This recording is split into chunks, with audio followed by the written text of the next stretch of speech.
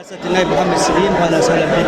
اهلا بيك. تشريفك النهارده في افتتاح المركز الكبدي لعلاج المرضى وفقراء اسوان.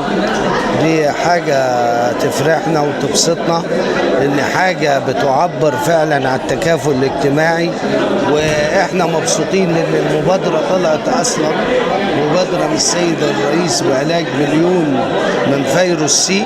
فأنا بشكر الدكتور جمال شيحة وأعضاء مجلس الإدارة والناس المساهمين في هذا الصرح العظيم الذي جاء ينبئ عن فكرة التكافل الاجتماعي المصري.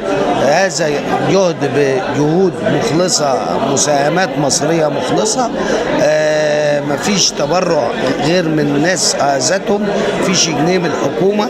هذا المشروع بيخدم على الفئات الأكثر احتياجا وأكثر فقرا، وده هدفنا في المرحلة القادمة. فاحنا سعداء بتواجدنا في هذا المكان، وكلنا هندعم هذا المكان من أجل المساهمة في هذا المكان اللي بيخدم على الصعيد كله. مش هقول محافظة أسوان، لا، ده هيعالج مليون واحد من فيروس سي على مستوى من الصعيد ورايح.